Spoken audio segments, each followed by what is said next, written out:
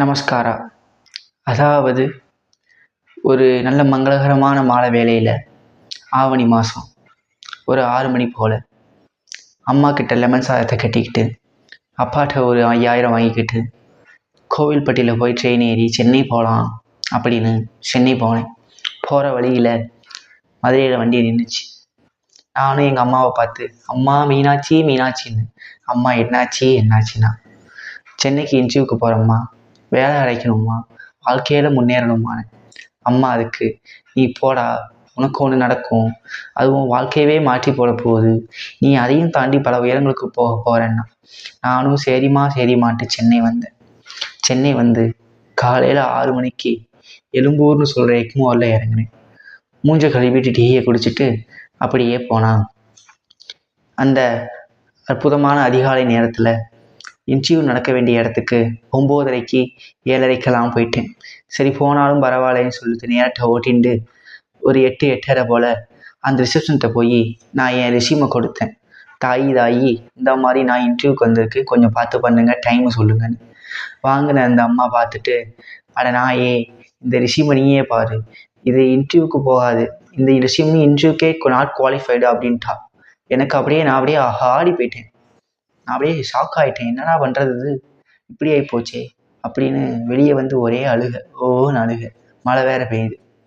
நான் அப்போ திரும்பி எங்கள் அம்மாட்ட கேட்டேன், அம்மா மீனாட்சி மீனாட்சின்னு. அம்மா என்னாச்சு என்னாச்சுன்னா, என்னடா உனக்கு பிரச்சனை அப்படின்னா, வேலை கொடுக்க மாட்டேன்டாத்தா, ரெஸ்யூமை கூட வாங்கிட்டு இன்டர்வியூ கூட உள்ளே விடலத்தா, ரெஸ்யூம் அன்வாலிஃபைடுன்ட்டாத்தா அப்படின்னு.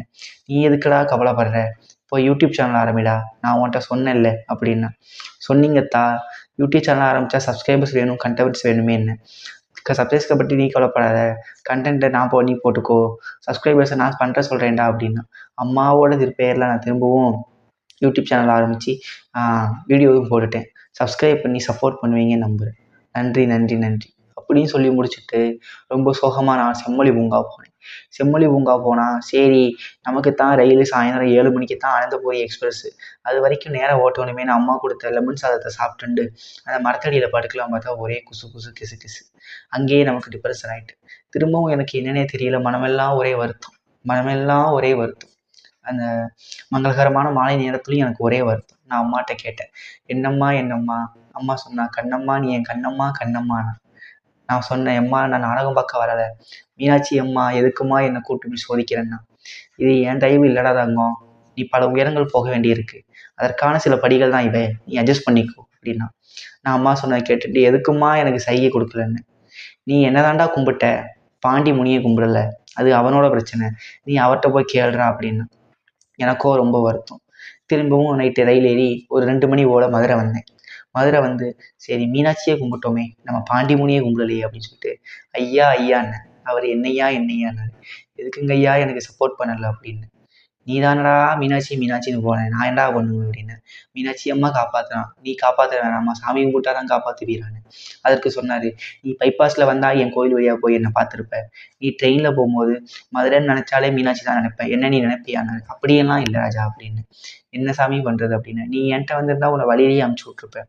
மீனாட்சி அம்மா அங்கே போய் உனக்கு எக்ஸ்பீரியன்ஸ் கொடுத்துட்டா, ஒன்றும் பிரச்சனை இல்லை, அவள் சொல்கிறத கேட்டு செய் அப்படின்னா. எனக்கும் ரொம்ப வருத்தம். நான் சண்டை போட ஆரம்பிச்சிட்டேன். அதாவது சுவாமி, நீங்கள் சொல்கிறீங்க மீனாட்சி அம்மா கேட்டு செய்யுன்னு, கும்பிட்டாதான் சாமியா, நீங்கள் நம்பிக்கை இல்லையான்னு. அவன் சொன்னான், நான் இருக்கிறோனோ இல்லையோ, நீ வேறு மதத்தினாலும் கும்பிட்டுக்கோ, எனக்கு பிரச்சனை கிடையாது, உனக்கு ஒரு நம்பிக்கை வேணும், அந்த நம்பிக்கை தான் கடவுள் தான் நம்பிக்கை அப்படின்னா. நான் அப்படியே ஆடி போயிட்டேன். என்னையா இப்படி சொல்கிறேன்னு கேட்டால், அதெல்லாம் அப்படித்தான்டா ராஜா, இந்த வீடியோவும் அப்படித்தான், நீ நடத்துறது எல்லாமே உன் நம்பிக்கை தான், உன் நம்பிக்கை கடி போடணும். நானும் அந்த பகவானோட திருவருளால் அவர் நம்பிக்கைப்படியே யூடியூப் சேனல் ஆரம்பிச்சிட்டேன். நீங்கள் சப்ஸ்கிரைப் பண்ணி சப்போர்ட் பண்ணால் நல்லாயிருக்கும். ஆயுஷ்மான் பவா.